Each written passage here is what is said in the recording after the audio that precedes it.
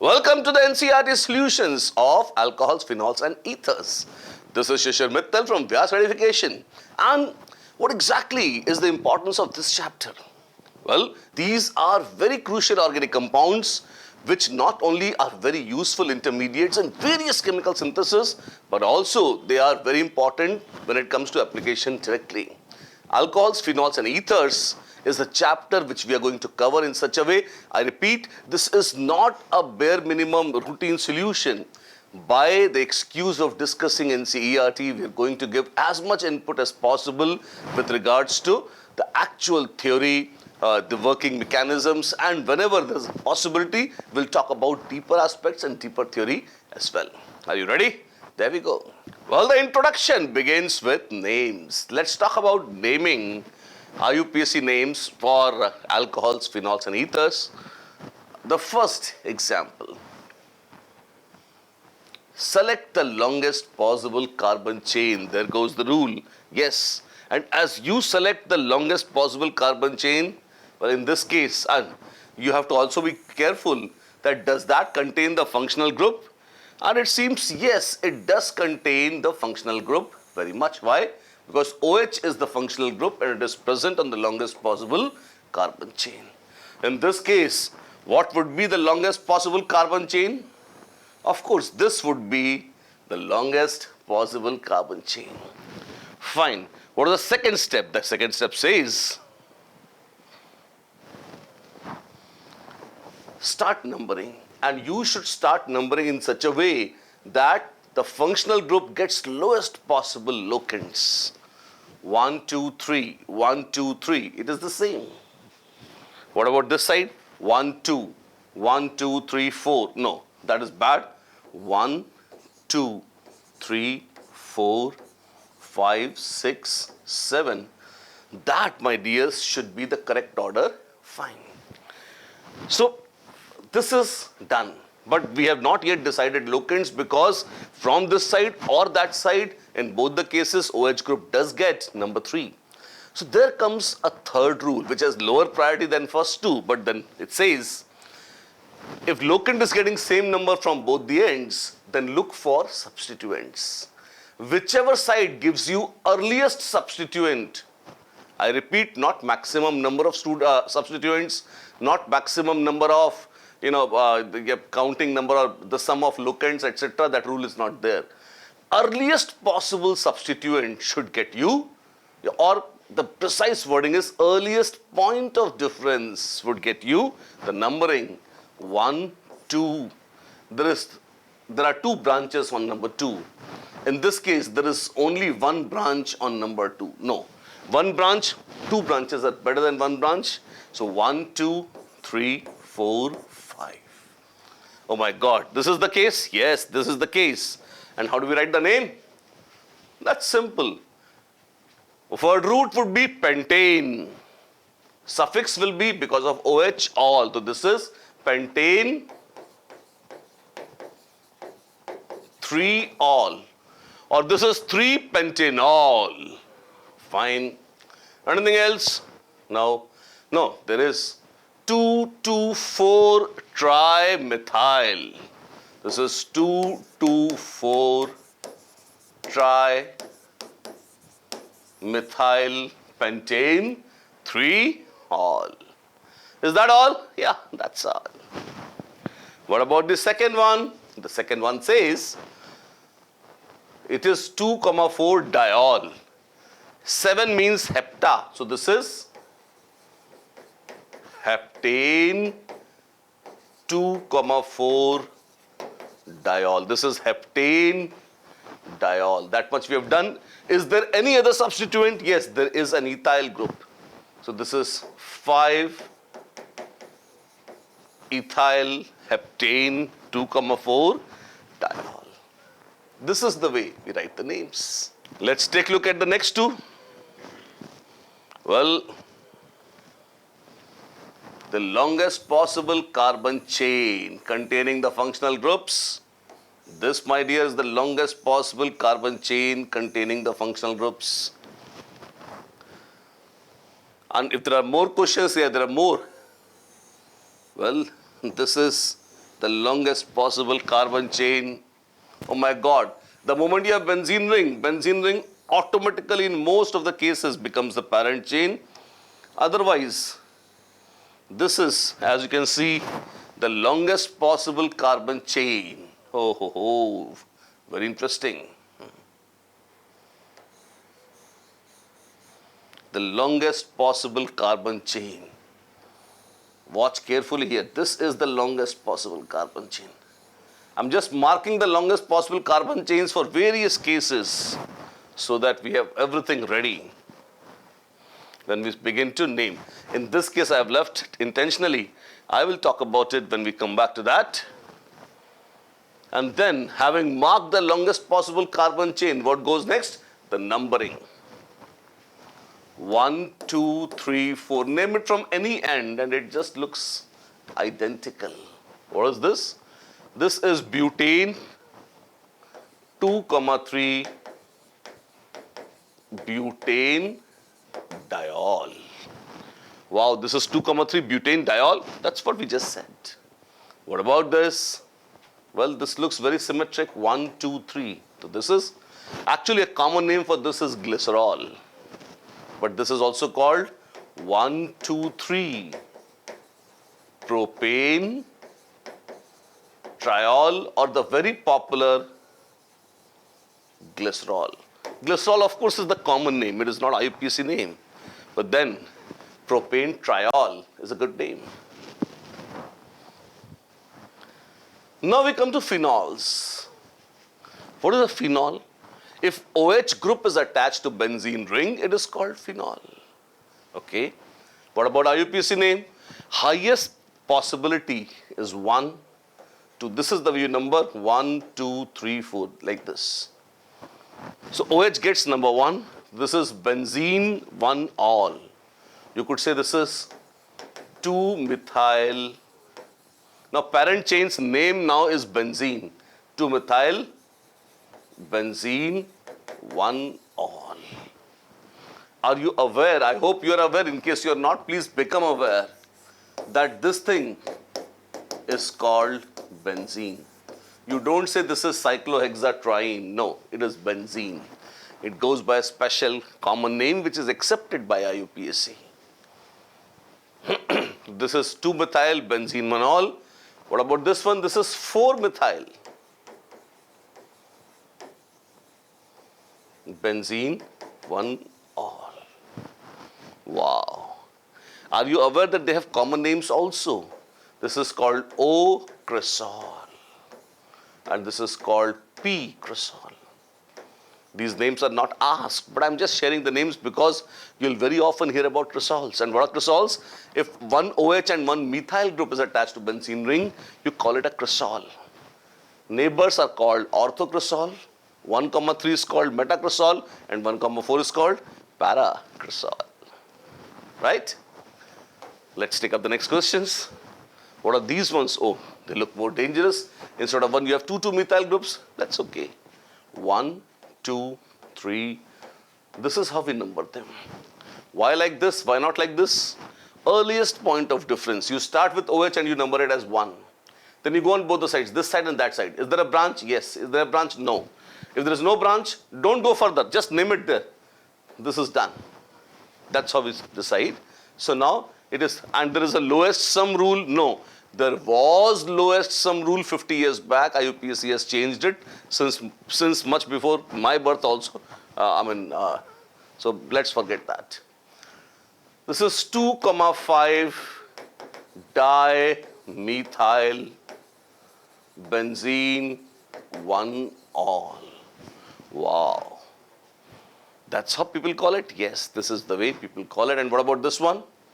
This is 1, 2, 3, 4, 5, 6. Why not 1, 2, 3? No. The highest priority functional group gets number 1. OH is a functional group. Methyl is just a substituent. OH gets number 1. So this is 2, 6 dimethyl benzene 1-all. Right? And actually this E also will be eaten away. Benzenol. Why? If there's a vowel here, you drop the previous vowel. That's the stupid rule. What about this one? In ethers, these are looked as prefixes. This is RO. RO group in general. What is the rule? It is called alkoxy. So this CH3O is methoxy. So this is methoxy, yes. And if this is methoxy, this is present on a carbon chain, and this is the carbon chain. 1, 2, 3. Propane, yes. So there is methyl and there is methoxy. So 1 methoxy, 2 methyl propane. How do we do this? The parent chain's name, because of 3 carbons, it is called propane. There are 2 substituents, methyl and methoxy. How do we decide which to write first? Well, alphabetical order. Meth is same. O and Y. O comes before Y. So that is why we have written 1 methoxy, 2 methyl. Right? That is the order of writing them alphabetical.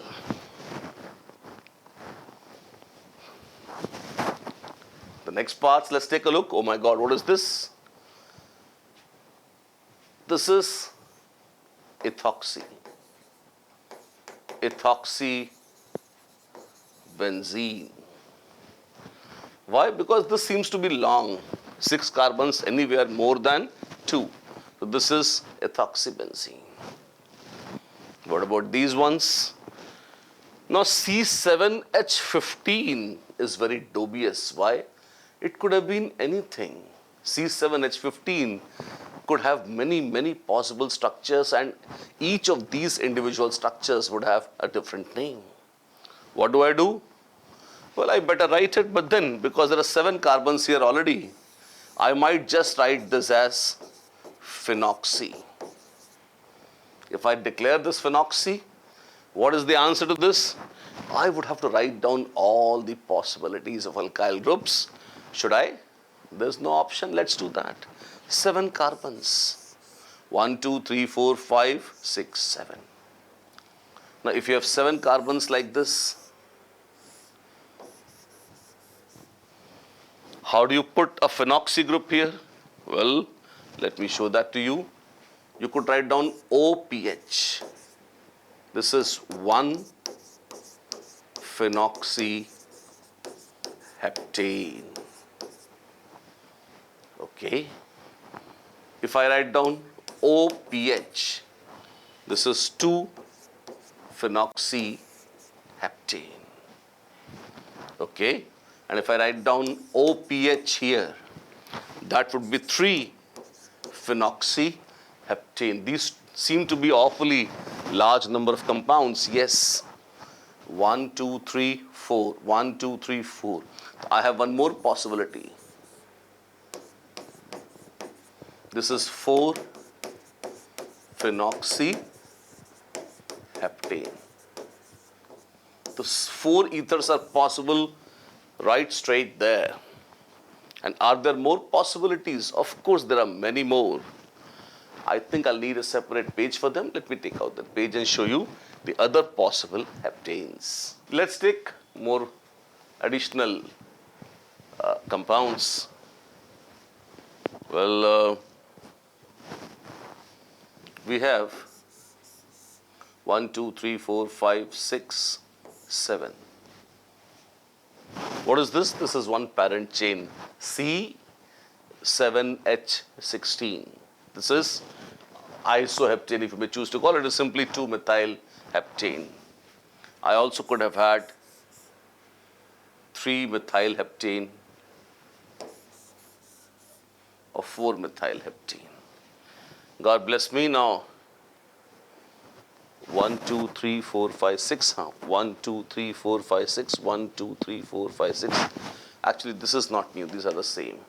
1, 2, 3, 1, 2, 3. This is 2-methylhexane. Now, I'm supposed to attach OPH groups here. OPH, yes. OPH, yes. OPH. I can just go on. But this list seems to be never ending. These are going to be, 30, 40, 50 compounds. So, honestly, I really don't believe that NCERT would stoop down to a level of bothering the students so much with such a routine exercise. I'm just giving you a taste of, in case I'm just loose about this, what it comes out as.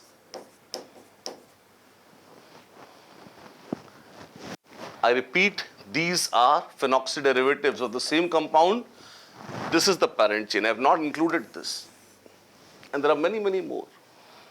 There are just 2 heptanes I've talked about, and there are many, many more heptanes around with many more possible compounds.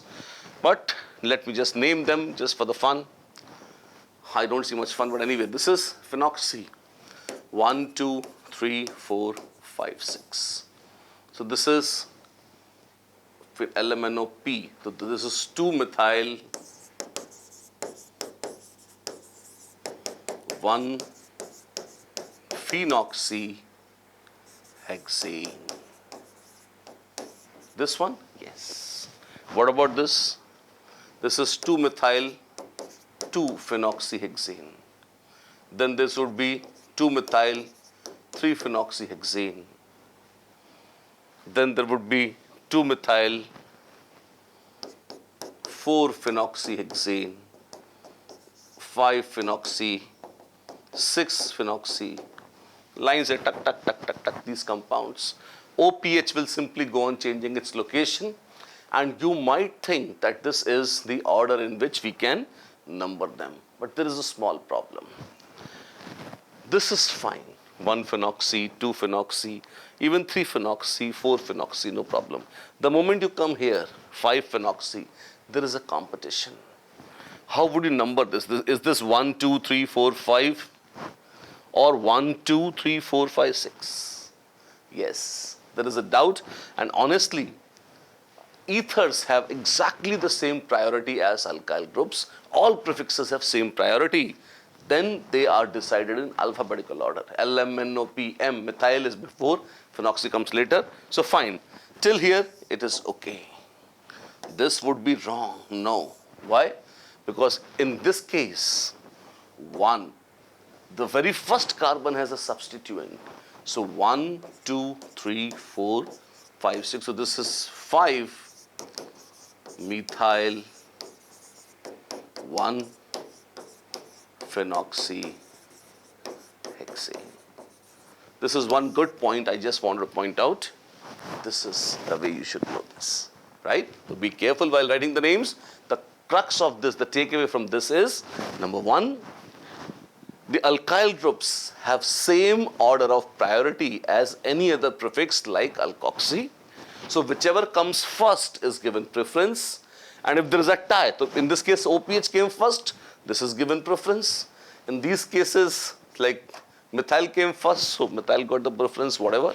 And in case there is a tie, you have to look for alphabetical order, right? And this brings us to the next compound, which says, well, the parent chain is 1, 2, 3, 4. It is butane. What about this? This is ethoxy. I would write this as 2-ethoxybutane. 2-ethoxybutane. Beautiful butane. There we are. Right, structures of the compounds. So IUPAC names are as follows. And we have 2-methyl butane 1-all. Now this is butane, 2-methyl butane 1-all. 1, 2, 3, 4. This is how you do this. Butane means 4 carbons, 1 OH, 2-methyl, 2-methyl butane 1-all. What do we do? We first look at the parent chain, like prop means 3 carbons, 2-all. There's OH on 2, and 1-phenyl. There's a benzene ring on number 1. Wow, this is done. Yes, this is done. And that is so beautifully simple. Indeed it is. Right, structures of the compounds. So IUPAC names are as follows. Third. Now I have hexane. 1, 3 and 5 triol. I have written this. 3, 5 dimethyl. 1, 2, 3. 3 5 dimethyl hexane 135 triol. This is the structures, this is the structure, my dear. Then we have phenol. Phenol is simply this 2,3 diethyl. This is 2,3 diethyl. You have 2 ethyl groups, that's it. It also can be called 2,3 diethyl benzene 1-ol, or you can call it phenol, both are fine. And we have 1-ethoxy propane. Propane and 1-ethoxy. This is ethoxy group, 2 carbons and ethoxy, 1, 2, 3 propane, 2-ethoxy propane. Wow. What is this? I just read pentane first. This is pentane, 3 methyl, 1, 2, 3 methyl. I have a methyl here. 2-ethoxy, 2 oxygen and ethyl, ethoxy. 1, 2, 3, 4, 5. 5 means pentane, 3 methyl, 2 ethoxy. There we are. There we are. Cyclohexyl methanol. Cyclohexyl methanol. Now 1 carbon. And it has a cyclohexyl group attached to it. This is the main chain because it has the highest priority functional group OH attached to it. Wonderful. What about this? Cyclohexyl pentane 3-ol. Cyclohexyl, fine. We'll have this. Then we have pentane 3-ol. And this is attached on number 3 only.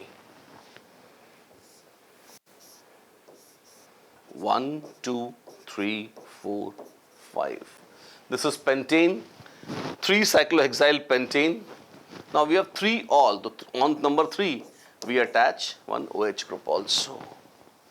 This is the structure, right? Cyclopent. Now cyclopent is this ring. 3 in 1-ol. So first, but let me make OH. This is 1, 2, 3, 3 in. Is that all? That's all. What next? Chloroethyl butane 1-ol. 4 carbons butane 1-ol means 1, 2, 3, 4. So I should have OH here. Yes. The moment you start making this, you discover that there is a problem. Why? Because the moment you say 4 chloro, 3 ethyl. Let me just draw this for you, 4 chloro and 3 ethyl. But then you would discover this is a wrong name. Why is it a wrong name? It is a wrong name simply because in that case it would become 2, 3. This is no longer the main chain. This becomes a side chain. This is 4, 5. Okay, so apparently old IUPAC, old NCERT mentioned this stupid name. But later on NCERT in next editions did correct it. So let me give you the correct name. It is actually 3 chloromethyl pentane 1-ol. This is the correct IUPAC name. And now these regular editions mention this. And what would be the correct structure for this? Let me relate that to you. Let me show that to you. First of all, pentane 1-ol. So let me make a pentane 1-ol. 1, 2, 3. Yes. I have 3 chloromethyl. What is chloromethyl? That means 1 methyl group on which chloro also has been substituted. The side chain is methyl, 3 methyl. CH3 it is usually, but then on this only chlorine is also there. So 1 H has been taken away. 1 carbon is methyl and Cl attached to this chloromethyl. Hydrogens always get adjusted, don't worry about them. This is the name, chloromethyl. This entire thing is chloromethyl group, right? And this is how it actually should be named.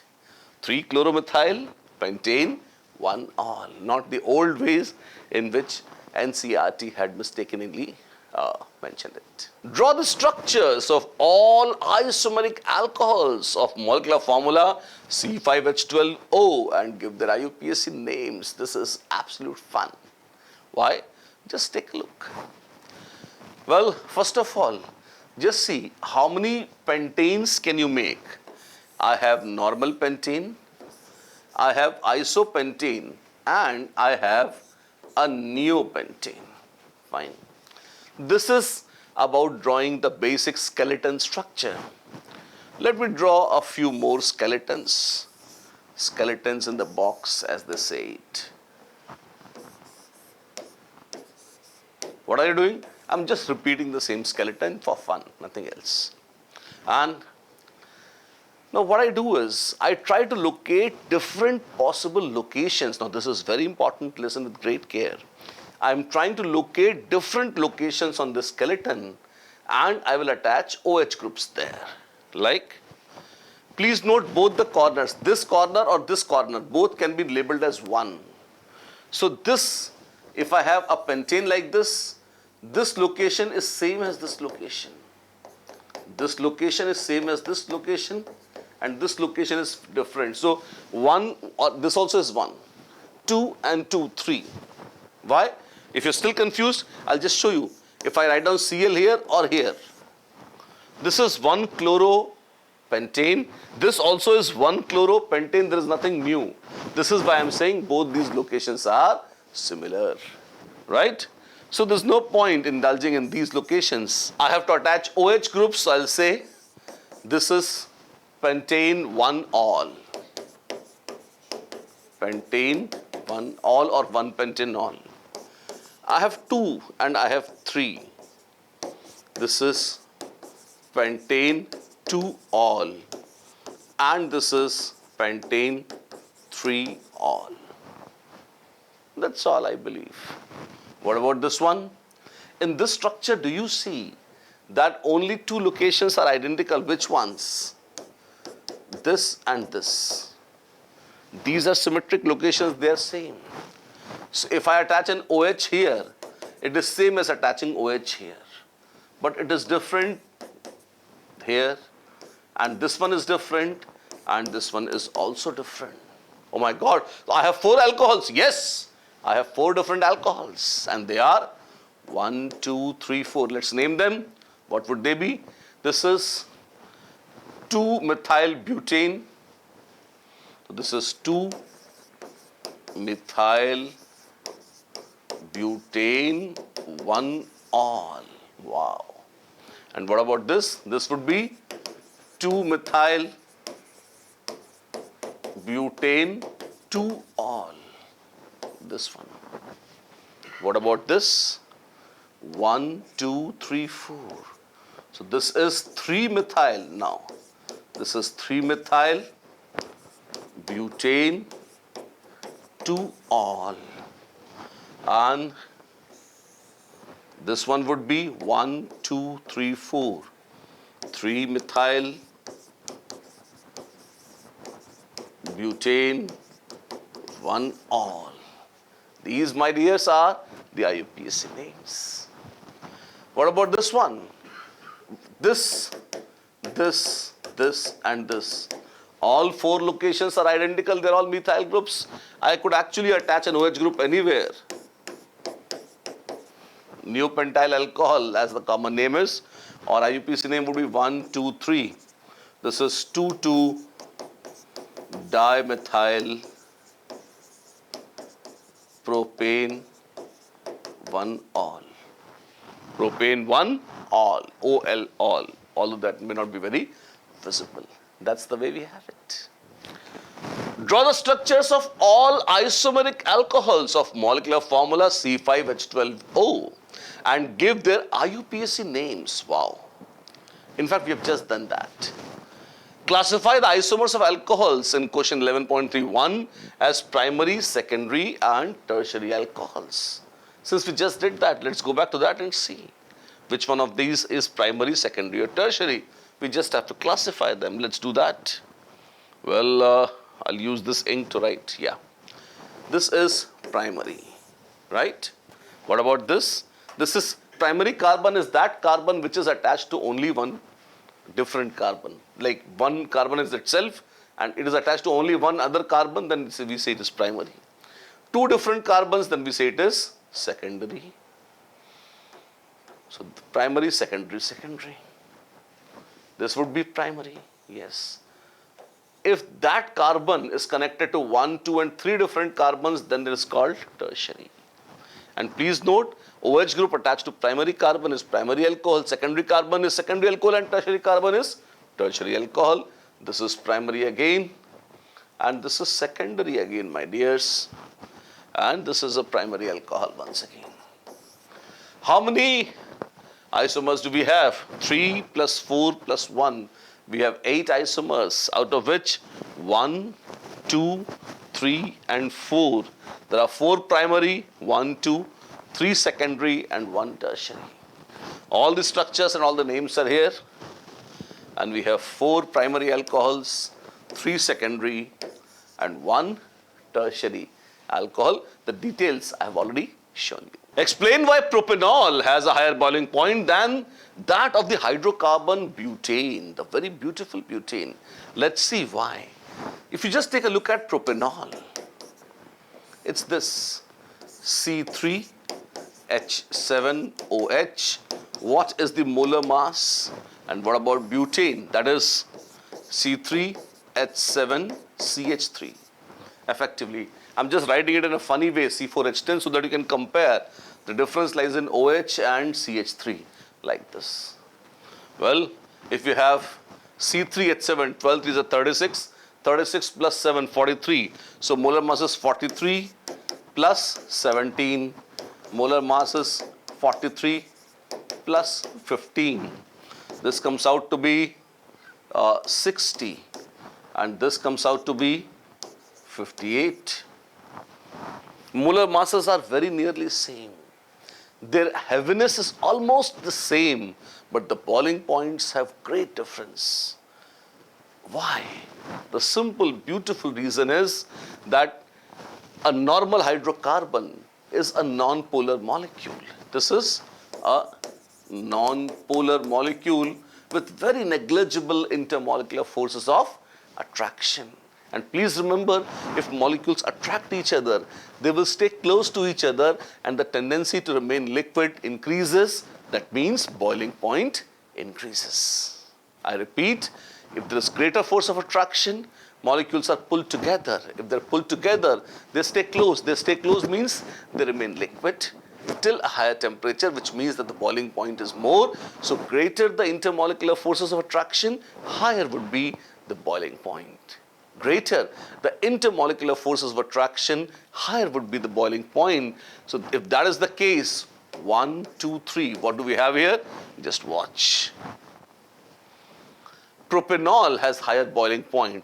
Now propanol can happily undergo intermolecular hydrogen bonding. What? Yes. It's like this. Say this is a propanol molecule. Yes. Now this gets attracted, HO or something like this, OH and propanol, like this.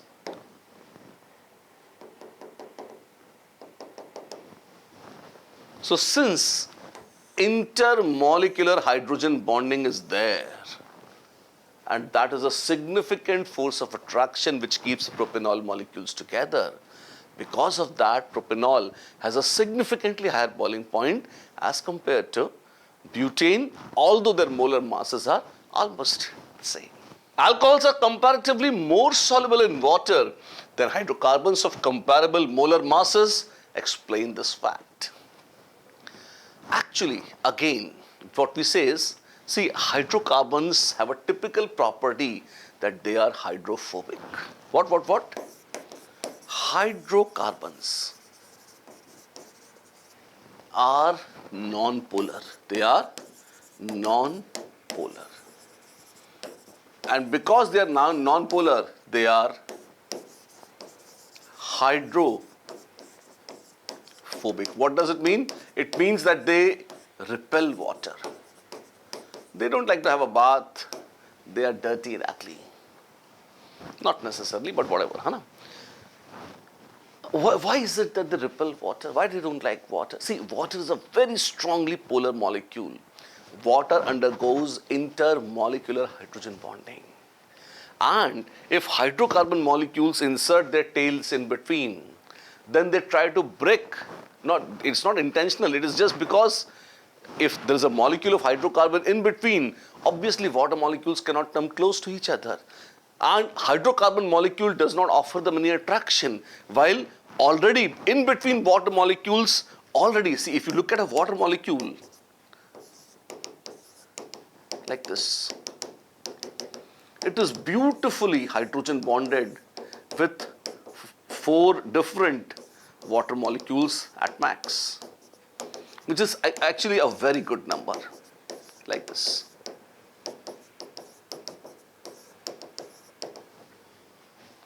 So you can see there is a good deal of intermolecular force of attraction between water molecules.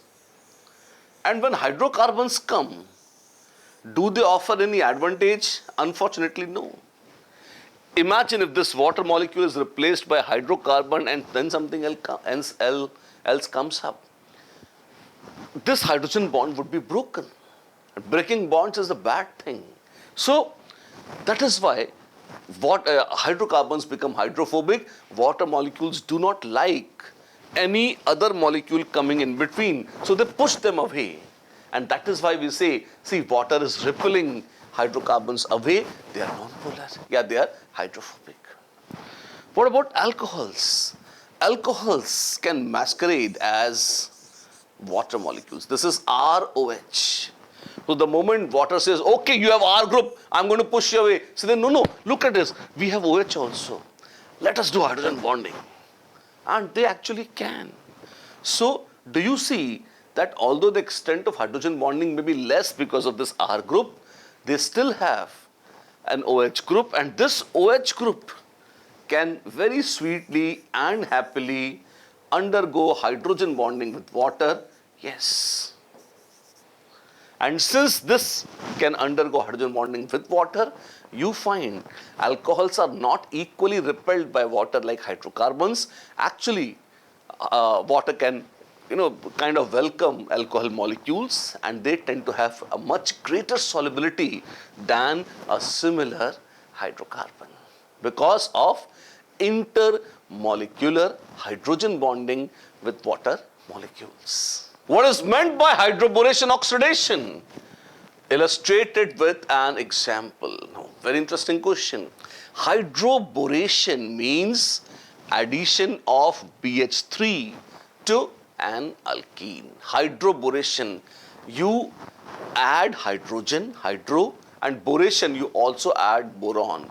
Addition of a hydrogen atom and a boron group directly to an alkene or an alkyne, that is called hydroboration. And oxidation, that is another step of a different reaction in which if you take hydroborated alkene or alkyne, and if they are oxidized to an alcohol using peroxides, that is the oxidation reaction. Let's take a better look at this. First, I'll just demonstrate what is hydroboration. Say we have propene, right? And this is subjected to diborane in, say, diethyl ether. Now, are you aware that diborane in ether actually remains like this, BHH? What is this? Ether has donated a lone pair to boron, and instead of remaining B2H6, it has actually split into 2 parts, BH3 and BH3, and each BH3 goes with one ether molecule. So I essentially have a BH3 group sitting like this in this solution. And as this BH3 group comes close, oh my God, this is very exciting. Yes, it is. As this BH3 group comes close, what happens is something miraculous. You find that this gets attached here and this gets attached here. What? Yes, you find that H, and it actually splits up as H and BH2. And it adds, and yes, This is an anti-Markovnikov addition.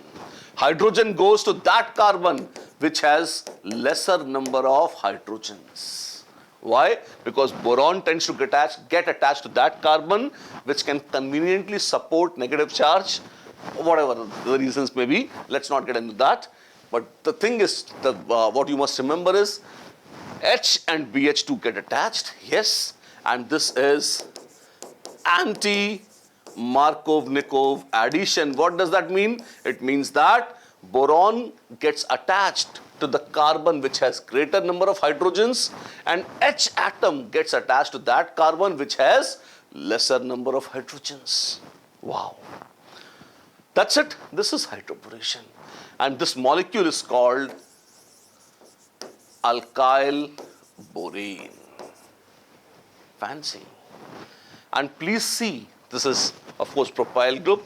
So I have BHH and a propyl group. This can again add one more alkene. And you know what do you get? Dialkyl borane.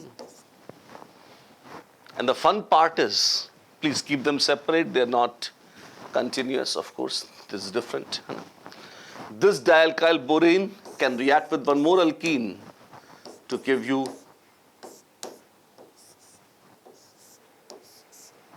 trialkyl borane. All these reactions are hydroboration reactions. Hydroboration step 1, hydroboration step 2, hydroboration step 3. All are anti-Markovnikov additions, my dear. So this is the concept of hydroboration. First part. What is the second part? Oxidation. Let's talk about oxidation. When these alkyl boranes are treated with NaOH and H2O2, you have R3B, and you use NaOH and H2O2. You know what happens? HOOH forms HOO minus.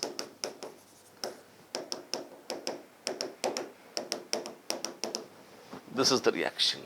You get peroxide anion. And this HOO minus, OOH minus, oh my God, it goes and attacks it. So you get B, R, R, R, and OOH. Something like this. Wonderful. And what happens? Then what happens is, I hope you can see, oxygen hates oxygen anymore. I mean, this is one element, they don't love each other anyways. If one OH minus tries to break away, if one OH minus tries to break away with electrons, please note that is disastrous. Why? Why is that disastrous? Because that would contain a plus charge and an empty orbital on the adjacent oxygen atom. So the moment this happens, one alkyl group jumps. And what do you get? You get B, R, R, O. And this R has jumped here. This R group has jumped here like this, and one OH minus has just broken away out of hatred, general stupidity. Fanciful. Now, alkyl group gets attached to oxygen. This is the fun part you must notice. And what else? Slowly you would find, if you repeat this thrice, you get B, OR, OR, OR, trialkoxyborane, and as, because NaOH is already there, OH minus can come in and RO minus can go out. So you get B, OH whole thrice plus 3 times ROH. Actually, you'll get RO minus, and RO minus with H2O will give you ROH like this. Right? So you get alcohols. The fun part is, you remember your alkyl, your propene, this was propene, right? One OH had got attached here. Sorry, one H had got attached here. Yeah. Now, wherever there was boron, that has now changed to OH. So these H and OH get attached to the alkene as anti-Markovnikov addition. So what is meant by hydroboration oxidation reaction? I repeat, meaning of hydroboration is reaction of an alkene or alkyne with B2H6 in dry ether. The product of the reaction is trialkyl borane. That is called hydroboration. Addition of H and BH2 groups to alkene or alkyne is hydroboration. What is oxidation? When alkyl borane or dialkyl borane or trialkyl borane is treated with NaOH and H2O2. NaOH and H2O2, an oxidation reaction happens giving you an alcohol. And this alcohol is as if H and OH have been added to original alkene or alkyne in anti-Markovnikov fashion. And is this an example? This is a very standard example. Give the structures and IUPAC names of monohydric phenols of molecular formula C7H8O. Now, I'm supposed to write down phenols. What is a phenol? You remember? Phenol is simply, well, it would have this structure. C6H5OH or C6H6O. Now you have C7H8O. What does that mean? It means that I have one more carbon, one more CH2 group. If I remove H and add a CH3, net I have added CH2. What? See, benzene ring. If I remove H and I add CH3, what is the difference? Subtract. This minus C6H6O, if I subtract, I would get C1H2. That's it. CH2. CH3. You add CH3 and you remove one H. You are adding CH2. So essentially what I'm supposed to do is, I take a phenol, and phenol means when OH group is attached to benzene ring. And what should I do then? I should attach a methyl group. Remove H, add a methyl group. I'll get something which is a formula C7H8O. Actually, if I already have phenol, and I'm not supposed to disturb OH group, I'm not supposed to disturb benzene ring, otherwise it would no longer be phenol. Then, and monohydric phenol means I have only one OH group. The only option I have is adding methyl groups at three possible locations. Namely, I could have CH3 here, I could have CH3 here, and I could have CH3 here. Sorry, this should be CH3. Yups. What is the name? 2-methyl phenol or 2-methyl benzene 1-ol, or a common name is O-cresol. But this is not an IUPAC name, it's a common name.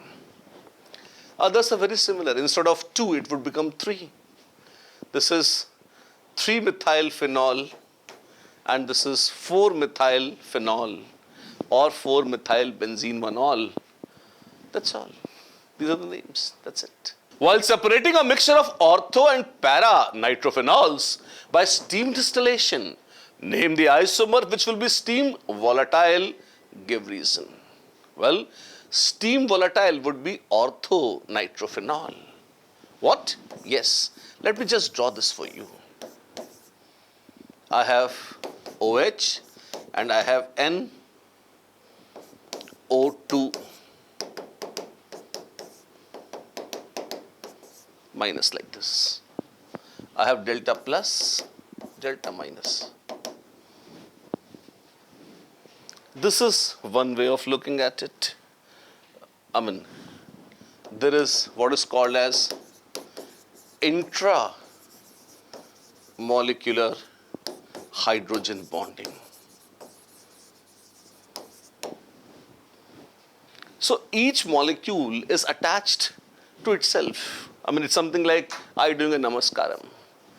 Two groups, OH and NO2 group, attached to themselves. That's it.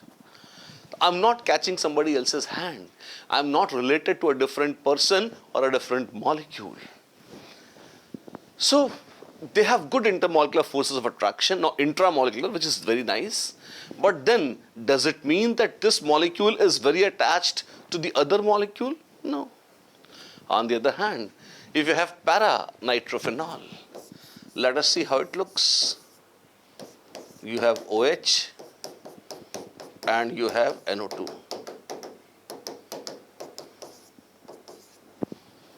Right?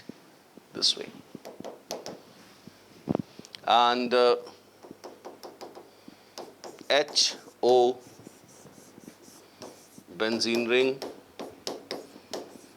like this, and ONO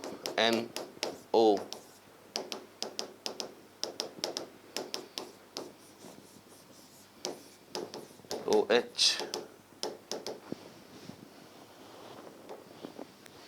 like this. So if you observe, this is a molecule. Yes, right? Is this also a molecule? Yes. And is this also a molecule? Yes. And they're independent molecules, and what you have is actually intermolecular H bond. So big deal? Is it bad? No. There's nothing called good or bad. But what it means is, during evaporation, molecules have to go away from each other. If these molecules have to go away from each other, this distance will increase and intermolecular hydrogen bonds will break.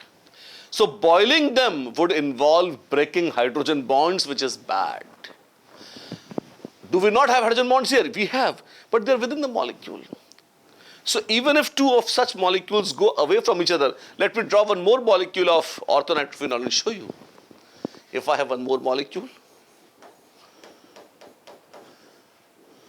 NO2 minus and OH, they're very happy with each other. This and these two molecules, they do not have very significant attraction. If they want to go away, they can. And that is why this is volatile. This is steam volatile, and it has low boiling point. It can evaporate more easily because there is not as much intermolecular force of attraction as para. There is not significant intermolecular force of attraction. That is why when you boil them, even if they go away, they don't mind. Their hydrogen bonds are not broken. If they go away, their hydrogen bonds are broken. Intermolecular becomes more difficult to break in that case. And that is why they have a higher boiling point as compared to these. This is the answer here. How can we make phenol from cumene? Well, this is a classic cumene hydroperoxide synthesis. But first of all, what is cumene? Cumene is isopropyl benzene. Isopropyl.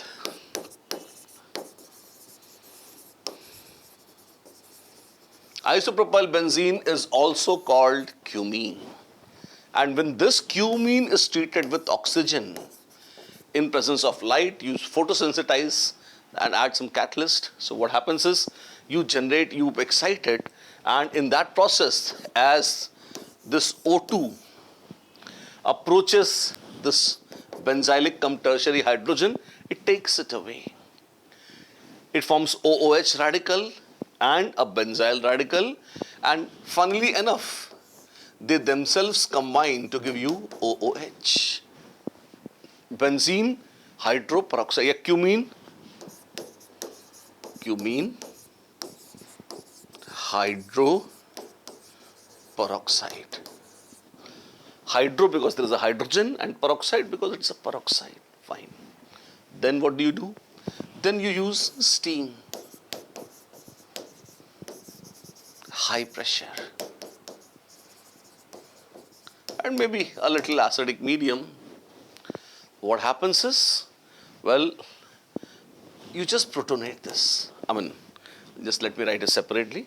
You find that cumene hydroperoxide gets protonated. Lovely.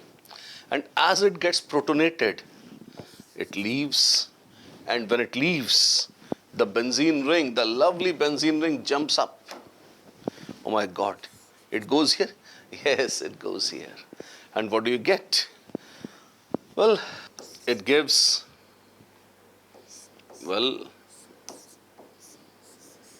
this benzene ring has jumped up and gone here. Like this. This is what remains. Water donates a lone pair.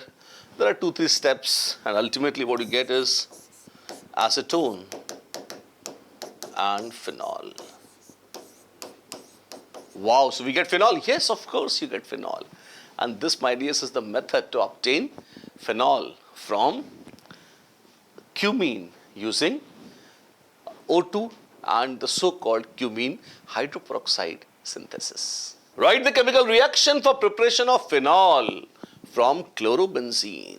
Most striking. This is the so-called Dow's process. You have Cl, you use concentrated NaOH or KOH and really high temperature of 300 degrees Celsius.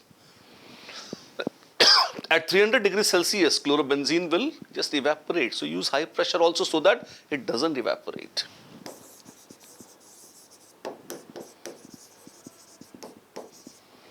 And when you have such drastic reactions, what you get is sodium phenoxide. In case you have NaOH, sodium ions. In case you have KOH, potassium ions. That's not a big deal. And then you just acidify it.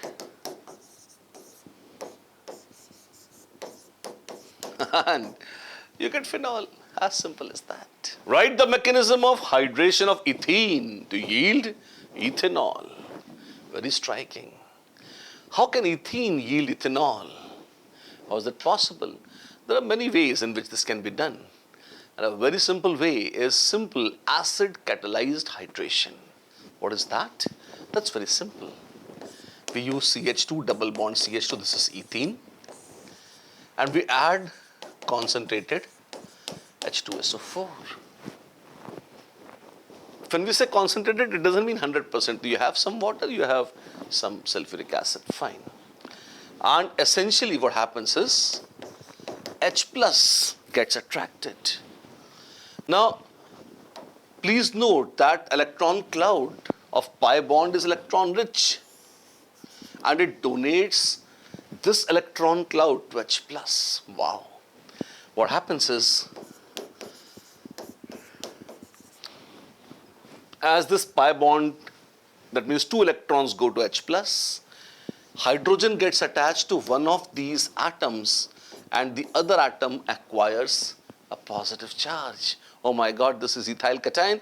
Yes, very unstable, very reactive.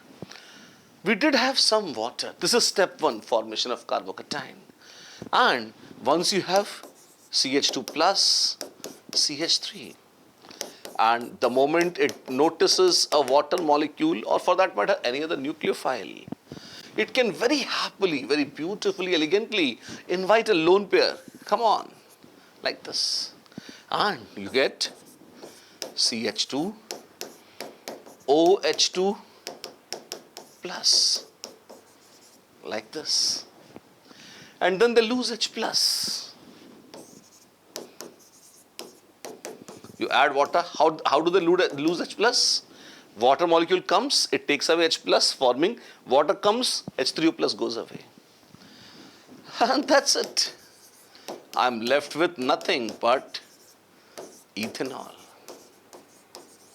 This, my dears, is a very simple, beautiful method and mechanism for hydration of ethene to ethanol. There can be many more methods, but this is a very simple, beautiful method.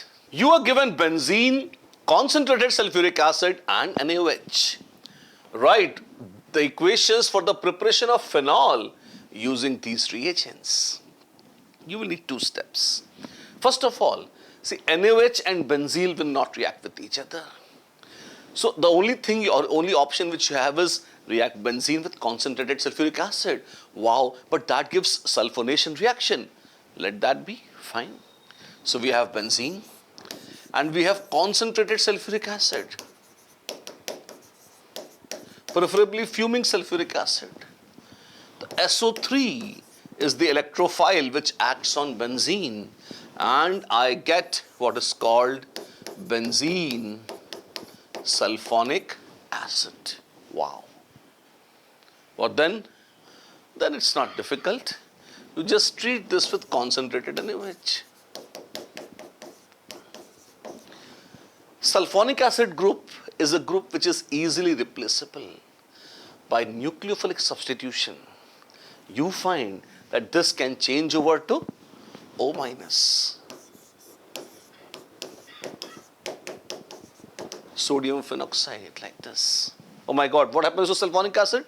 The group itself gets removed. Plus Na2SO4. This is how it happens. And then nothing, as simple as this. Once this is done, just acidify it. You get phenol. That's all. That's all, dears, nothing else. That's all. Show how will you synthesize 1 phenyl ethanol from a suitable alkene.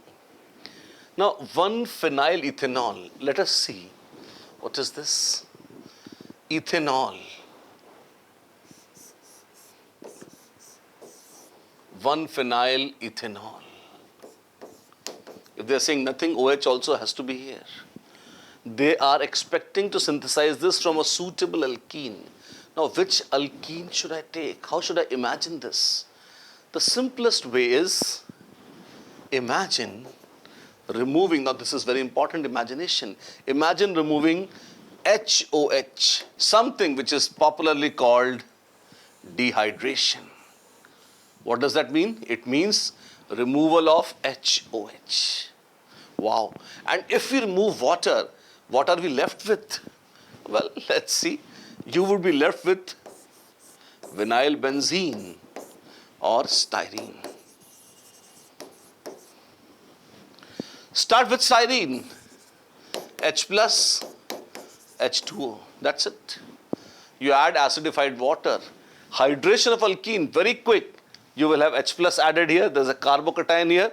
H2O adds here. And you generally get Markovnikov addition and hydrated alkene like this. That's it. Cyclohexyl methanol using an alkyl halide by an SN2 reaction. Now, cyclohexyl methanol, right? You're supposed to make this, okay? And you have to use an alkyl halide, an SN2 attack.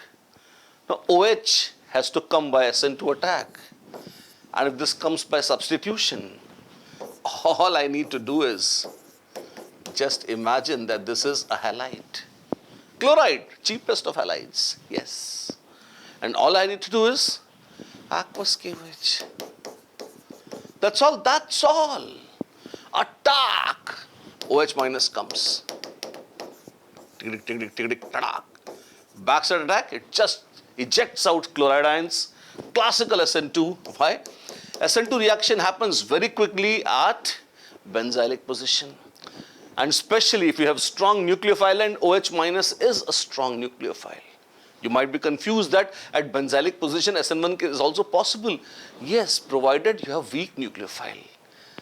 The reaction would have taken place even with a weak nucleophile like water because of SN1 mechanism, but because nucleophile is strong, leaving group is good, it will be very fast SN2 and you just get, phenyl, methanol like this. Yes, cyclohexyl with, I'm sorry, I just made benzene rings here, really sorry. I should have just made cyclohexyl. Common error. This is cyclohexyl methanol. Done. Pentane 1-all. This is pentane 1-all using a suitable alkyl halide. Very easily, I could have used 1-chloropentane.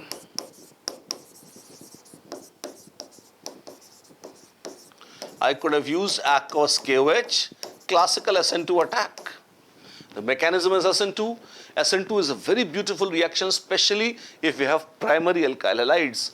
I just get a substituted alcohol as the product. That's all. Give two reactions that show the acidic nature of phenol. Compare the acidity of phenol with that of ethanol. First, let me give you two reactions, then we will see the logic. First is very simple. You know, phenol is not very soluble in water, partially. If you take aqueous NaOH, it is highly soluble. Why? Because phenol reacts nearly entirely with NaOH to give you a salt. What? Yes. Sodium phenoxide and water. Something which reacts with a base to give you salt and water must be an acid. Yes, this is phenol, and this phenol indeed is acting as an acid. Wow, that's great. That's lovely outright. The second is a very classical test of acidity for any organic compound. Just add a piece of sodium and watch. If you have any substance like phenol and you add metallic sodium in dry ether, what happens? You get bubbles of hydrogen. And if the substance itself is a liquid, you may not even have dry ether, that's okay. But you get bubbles of hydrogen. That is a classic characteristic test which exhibits acidic nature of any organic compound. In addition, I can tell you a third test also. Phenol can turn moist blue litmus red. So yes, that also is a very classical test for acidic nature of phenol. This was the first part. Now the second part, compare the acidity of phenol with that of ethanol. Can we compare that? Yes. And how exactly? Phenol is much more acidic as compared to ethanol. Just let us take a look at ethanol. Ethanol is CH3, CH2, OH. And if I remove one H plus, I get CH3, C, H2O minus. Entire minus charge remains on the oxygen atom. There is no scope of sharing or delocalization in ethoxide ion.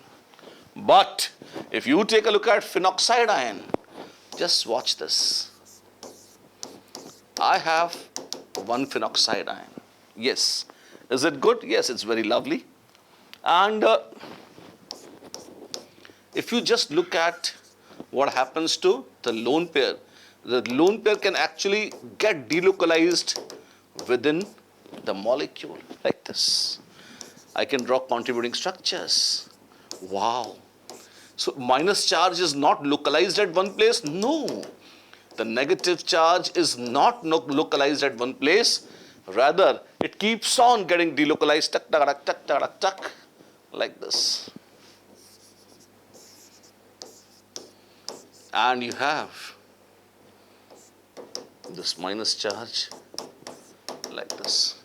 And this can come back and give you your old lovely phenol like this, your phenoxide ion.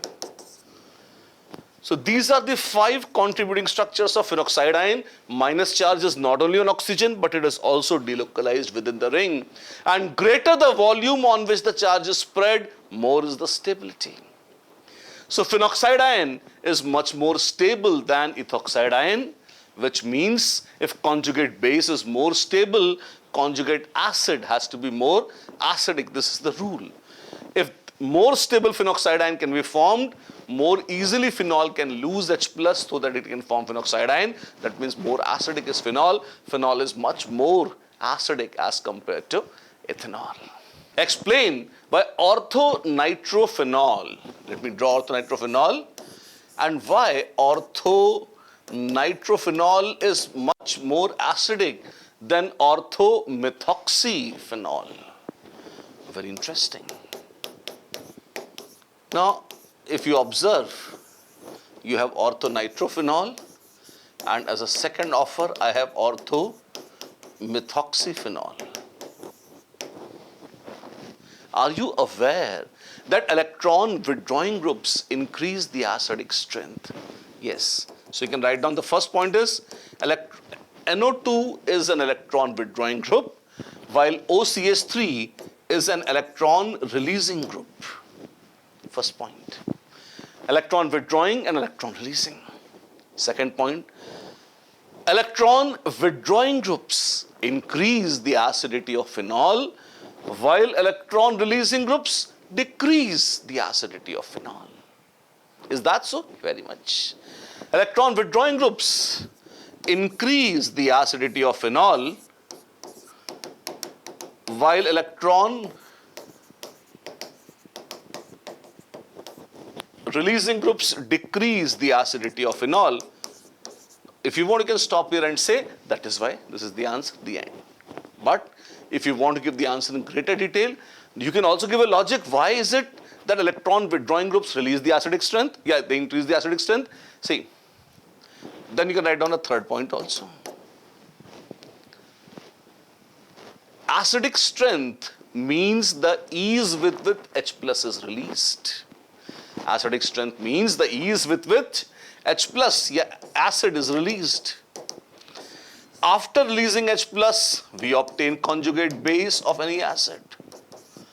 After releasing H plus, we obtain conjugate base of any acid, and more stable the conjugate base, and more stable the conjugate base, more easily H plus can be released, and more acidic is the conjugate acid. Always remember, electron withdrawing groups can remove the negative charge. Electron withdrawing groups can withdraw. It can take, like this is an electron withdrawing group, yes. So this can remove the negative charge away from O minus. If it can take minus charge away from oxygen, oxygen feels very happy. On the other hand, this is very dirty, this is electron releasing groups. It gives away its own electrons to O minus, making it much worse. O minus was already reeling with a lot of, extra instability because of minus charge. And on the other hand, OCH3 says, you take my electrons also. No, that's bad, very bad. So, since NO2 has withdrawn minus charge away, it has helped in spreading negative charge over a larger volume. That is why this is more stable. And because this is more stable, you find conjugate acid is more acidic. That's the reason. Explain, how does the OH group attached to a carbon of benzene ring activated towards electrophilic substitution? So the first point you should notice, the groups which release the electrons in the benzene ring activate the benzene ring towards electrophilic substitution. And how does that happen? Why does that happen? See, electrophilic means electron loving. Electrophiles are the species which are electron deficient. So they love to go to those species which are electron rich. So if OH group can increase the electron density in benzene ring, we can say it has activated it towards electrophilic substitution.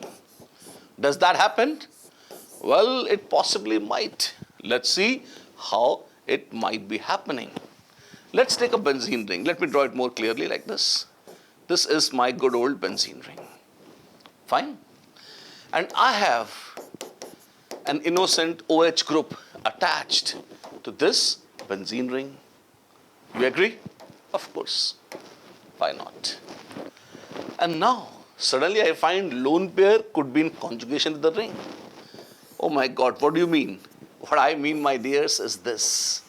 See, you could beautifully and nicely make these structures. You can say that the lone pair on oxygen atom has actually come down in the ring. And it is going all around. Actually, it is not going all around. It is going on ortho and para positions only. Fine. But it is going within the benzene ring. Of course it is. And as it moves within the benzene ring, I hope that you please note that the benzene ring has no option but to get more electron rich. Obviously, it is getting electron from OH. So lone pair from OH group gets donated to benzene ring, thereby making it more electron rich and thereby activating it towards electrophilic aromatic substitution. Let me add one more very subtle point to you. Let us try to write down the structures of two intermediates of electrophilic aromatic substitution. One intermediate when OH group is there and one intermediate when OH group is not there. That means, let's say we have benzene and let's say we have phenol. We have two different cases. And let us see, I'm just cleaning up some space for us to write. And let us see in which case we get more stable intermediate. I have benzene and I have an electrophile E+. I have phenol and I have an electrophile E+. In both the cases, see, electron cloud gets donated, right? What you get is the so-called rhenium ion or Wieland's intermediate. I get plus charge. This H is already there. H is everywhere. I'm just writing it separately so that it becomes obvious here. And if I have an OH group here, and I'm just as an example, I'm attaching this to the ortho position, the para position, like this. I get a rhenium ion. Now this plus charge can undergo delocalization here, etc., etc. And ultimately what I get is this. But do you notice that this carbon has incomplete octet?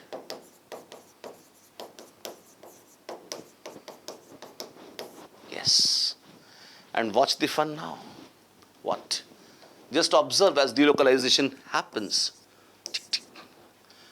I can very well write down a contributing structures here. I can very well write down a contributing structure where no octet is incomplete, all the octets are fully satisfied. And octet rule is the major rule while dealing with second period elements. So I find that this is much more stable intermediate. Since intermediate is very stable, you find energy of activation comes down. And if energy of activation comes down, the rate of reaction as per chemical kinetics increases very easily and very rapidly. And that is the reason, my dears, that phenol is much more active towards electrophilic aromatic substitution as compared to simple benzene. Give equations for the following reactions. And let's take a look. It's a very, very useful question in, remembering the reactions. Oxidation of propane 1-ol. This is propane 1-ol with alkaline KMnO4. You have MnO4 minus in basic medium. Alcohols get oxide to carboxylic acids. So you will have COO. Okay. And because the medium is alkaline, you get potassium salt of carboxylic acid. So you get potassium propionate like this. Alcohols are oxidized very delicately to aldehydes, but if you have more powerful oxidizing agent, very rapidly it goes to carboxylic acid like this. And if the medium is basic, it will give you a salt of carboxylic acid. Big deal. Bromine with phenol and CS2. Now this is one lovely reaction. You find you have phenol. If you have bromine water, that is a different ball game. With CS2, you just get ortho and para bromophenol. There is mono substitution. You get some amount of ortho and you get some amount of para bromophenol like this. electrophilic aromatic substitution occurs. No catalyst is required because phenol itself is highly activated towards electrophilic aromatic substitution. OH is an electron releasing group, and all electron releasing groups activate the benzene ring towards electrophilic aromatic substitution. Dilute nitric acid with phenol. Now, if I have phenol like this, and I have dilute nitric acid,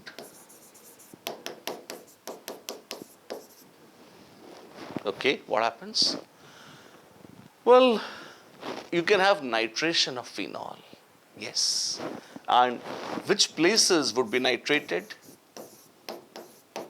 Ortho and para. Always remember, the activated positions are ortho and para for electron releasing groups like OH, and you always get ortho-para products like this. A mixture of both. Proportions may differ depending upon temperature, concentrations, etc. We will get both. That's what. Treating phenol with chloroform in presence of aqueous NaOH. Now, if you take phenol, my dear, nice it is. This is Riemann-Tiemann reaction. CHCl3, KOH, heat. Right. And what do you get? आपको मिलता है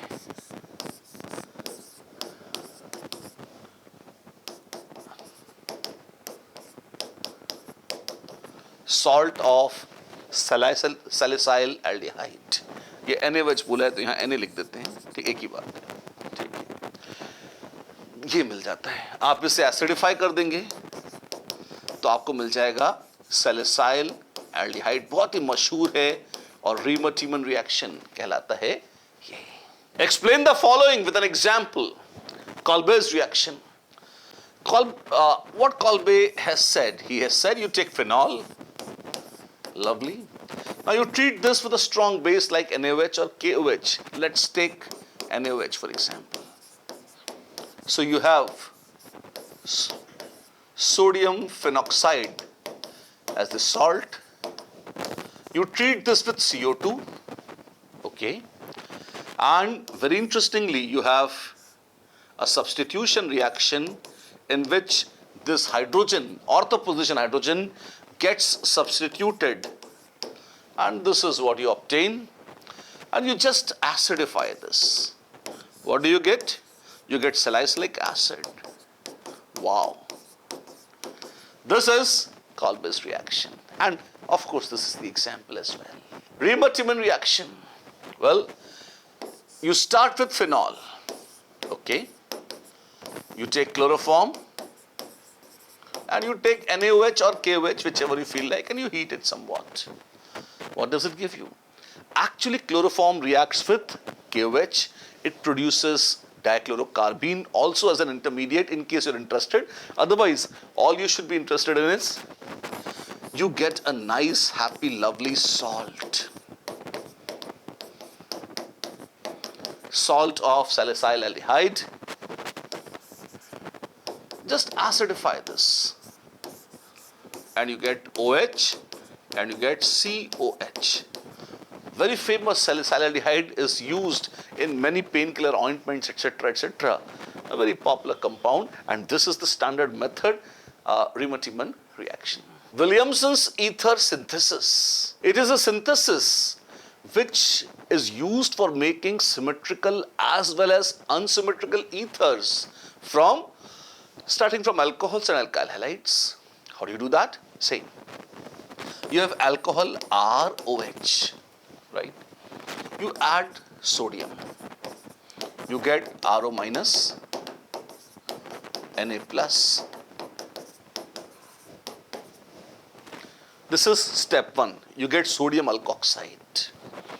And then you add this to R-X. And R-X should preferably be primary or secondary halide only. Why? Simply because This reaction goes by SN2 mechanism, and SN2 mechanism is good only for primary and secondary alkyl halides. Wow, what would happen? Well, as life would have it, attack, and I get R, O, R dash. I get an unsymmetrical ether also is possible. Could it be symmetric? Yes. If you choose such that R is equal to R dash, you can also get a symmetrical ether, but you can also obtain unsymmetrical ether without any problem. One constraint, R dash X should preferably be primary or secondary halide only, then only you get a good yield for Williamson's ether synthesis. We could take many examples, like say if you have CH3, CH2OH, right? You add sodium, you get CH3, CH2O minus.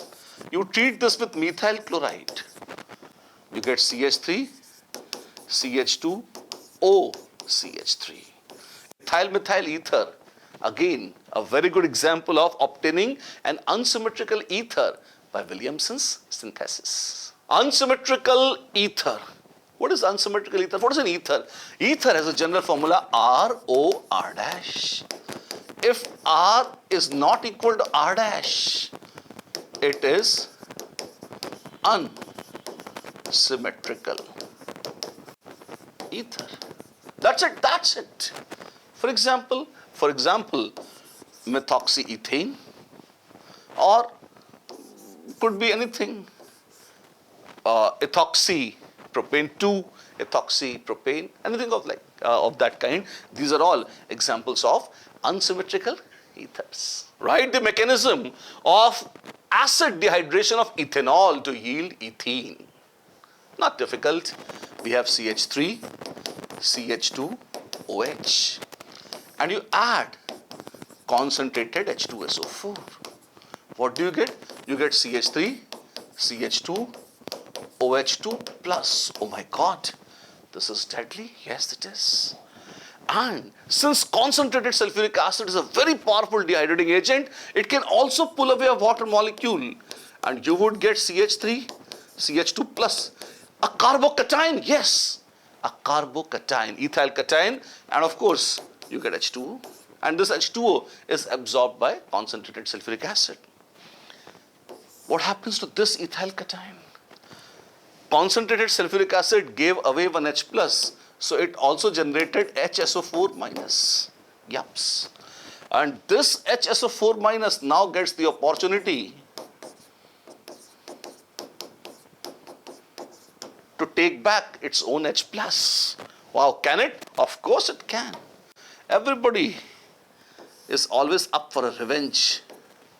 It takes away H plus, pushing electrons there, and I get HOSOOH plus CH2 double bond CH2. This is the mechanism of acid dehydration of ethanol to yield ethene. How are the following conversions carried out? How do you change one compound to the other? Because this is something which is very important in general practical organic chemistry, in industry also. So if you are given, say, propene, and this propene you have intentions that you would convert to, well, propanol, propane to all. You have added H and OH. How would you do that? Yes, this is something which is called as hydration of alkene. Hydration of alkene can be done in many, many ways, but the simplest of them is H plus H2O. For H plus, you could add H2SO4. Just take dilute sulfuric acid, add it, and you react it, and there we are. You simply get propane to all. As simple as that. Yes, this is Markovnikov's addition, and this is what you get. What about benzyl chloride to benzyl alcohol? This again could not have been simpler. Sorry. We have to have benzyl chloride, yes.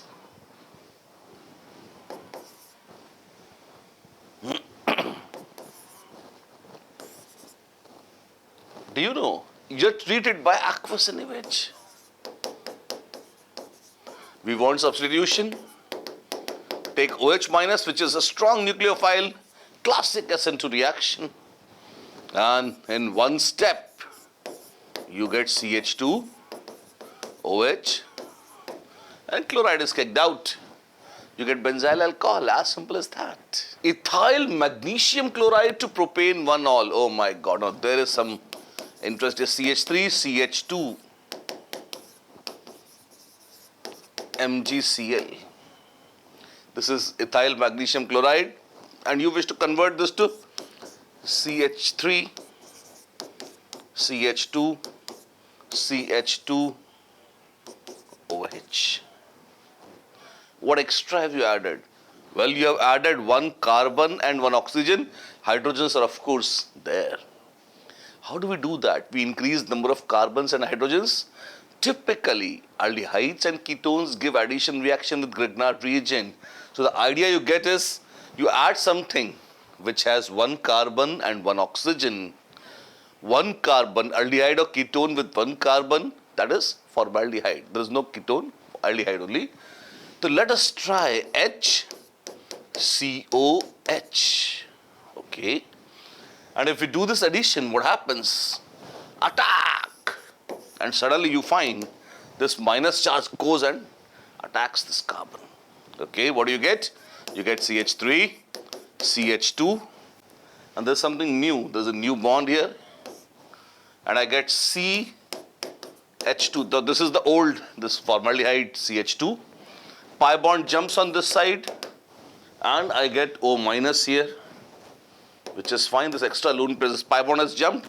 This lone pair is extra, which comes here. I have CH3, CH2, CH2O. It is minus. That's okay. Just add H plus. Mild. Even if you add water, it's fine. O minus will take away H plus, and you will get CH3, CH2, CH2, OH, which is propane, 1-ol. Increase one carbon and get a primary alcohol. How do you do that? Add an aldehyde. Extra one carbon, add one carbon aldehyde, and what is that? Formaldehyde. You get that. Methyl magnesium bromide. Well, find CFCH3, MgBr, methyl magnesium bromide, and you want 2-methyl propane 2-ol. This is propane 2-ol and 2-methyl. You want tertiary butyl alcohol or 2-methyl propane 2-ol. How do we get that? Now, I just have CH3 group. Okay. What do I do? There are many ways in which I could do that. Like, if I just imagine, just come one step behind. And, well, if you had something like acetone. Acetone? Acetone. And how do I get the idea? See, this has 4 carbons. Methyl has 1, subtract it. So let's have something with 3 carbon atoms. An aldehyde or ketone with 3 carbon atoms, and that too OH as tertiary in middle. So most likely this should be a ketone, and the simplest ketone we know it is acetone. Let us see if they react. Yes, they do. Attack, shadak, like this. And I get a new CH3, a new bond like this, CO minus. This is the old one. This is the old structure. I get a new CH3 added. I'm pretty close. What do? I just add H plus. Just add an acid. Dilute acid also is fine. There we are. We get that. You know, I can tell you a secret also. This is just one of the methods in which you could have done this. Are there the methods? Yes. In case you are allowed to use esters. What? I'm saying in case you are allowed to use esters. There are also ways in which you could have got an ester to work for you. What? Yeah. If you're confused, let me demonstrate this for you. Not just esters, you also could have had something like carbonyl chloride. I'll begin with a simpler looking substance. Let us say you treat this with ClCOCl, which is phosgene. There is also a gas called phosphine, very poisonous, pH 3. A very similar name, phosgene, is a different gas. It is also called carbonyl chloride, very poisonous once again. But then, in case we can use that as synthesis, let's try. What happens? Attack. It happens once. See, when there is an attack, this is what you get. There's a new bond with CH3. Yeah. And the moment methyl group donates a lone pair, this pi bond jumps up and it goes on oxygen. You can see 2 lone pairs here. Now it has become 3. There's a third one extra. Can you see that? Yes. Now, the moment oxygen gets so many lone pairs, oxygen also is not very happy. Come on, lone pairs, you're so stupid. Somebody attacks and you just jump on my head. Go back, go and fight. One error. By mistake, I just wrote methyl. This is chlorine, not methyl. This is Cl. So lone pairs try to push back. And when they push back, they have to push something out. They push it out. Oh my God, what do you get? You get CO is back again. Chloride is out. You have methyl and you have Cl. So one Cl has been substituted by one methyl. Okay? And then again, because it is the same mixture in which reaction is happening, this is noticed by another molecule of same Grignard's reagent. Once again, attack. It is in full attack mode. I get CO, CH3, Cl, yes. And this new CH3 again gets attached and it pushes up a lone pair like this. Carbon is again very mad. Come on, have some shame, have some sense. Get back and get out. Fine. What do I get? I get CH3. CO, CH3. Oh my God, you have done it. You have managed to generate acetone. Yes, we have managed to generate acetone. And then the same mixture, we simply have excess of CH3MgBr, that's it. So what we do? We take a third mole of CH3 minus. Attack once again. We have enough. There is no dearth. And this is what we get.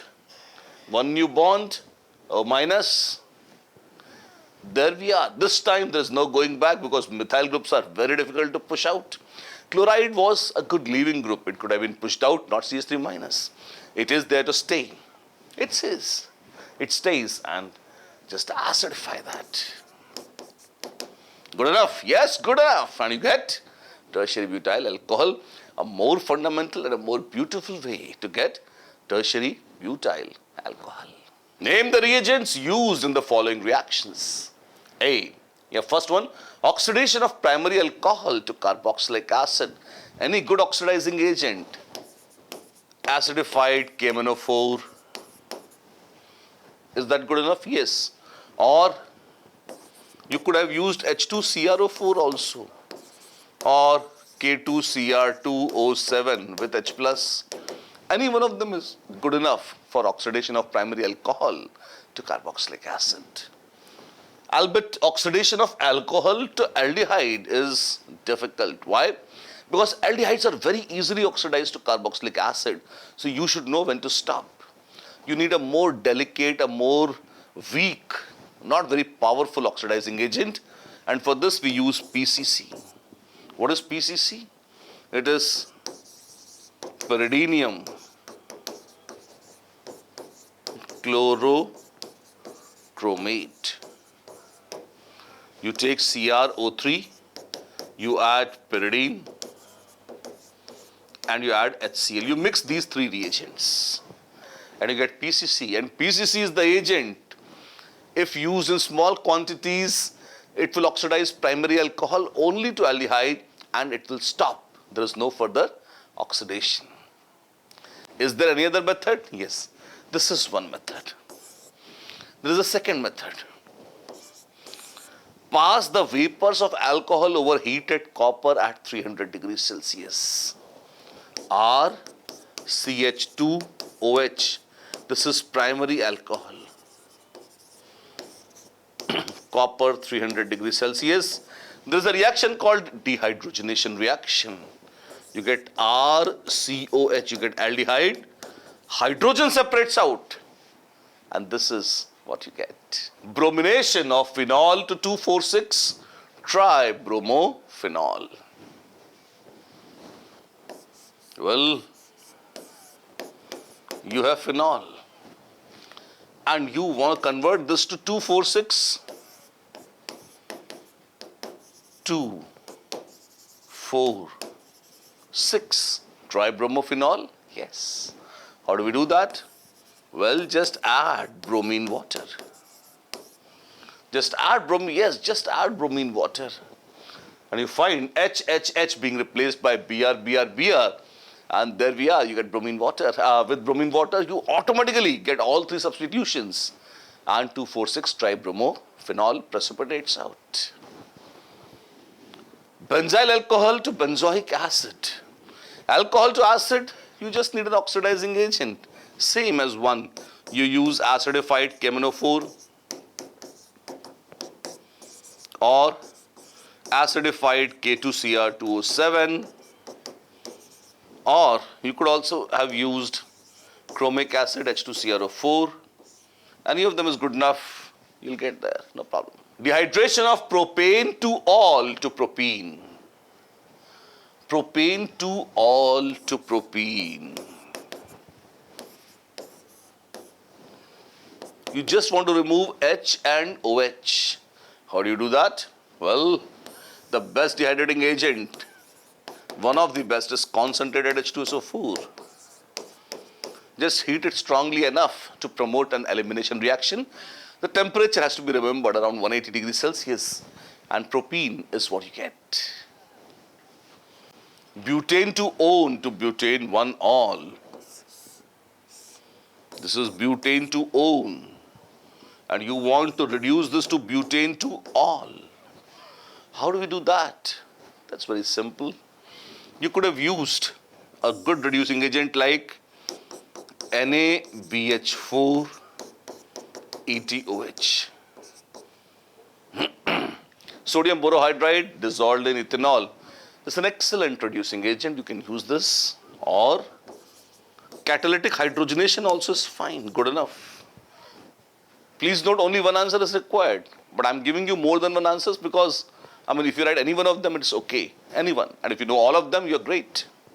Or you could have used lithium aluminum hydride. But there's a problem. If you use lithium aluminum hydride, this has to be dissolved in dry ether. Yes.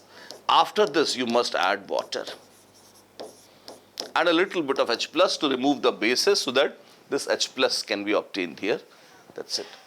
So you can use any of these methods, A or B or C, whichever you like. Easiest being the first one, the most efficient, and the best being the first one.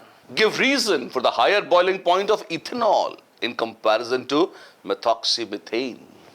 Now, if you just care to see, ethanol and methoxymethane are nothing but structural isomers. They have same molar mass, same formula, and still methoxymethane or dimethyl ether is a gas at room temperature. It is a popular anesthetic. You inhale and then people just go out. Ethanol, people drink, right? It's alcohol. They don't smell, they may smell if they wish, but ultimately they drink. It's a liquid. Actually, there is a significantly high boiling point attached to ethanol as compared to methoxymethane. And the reason is, well, a good old intermolecular hydrogen bonding.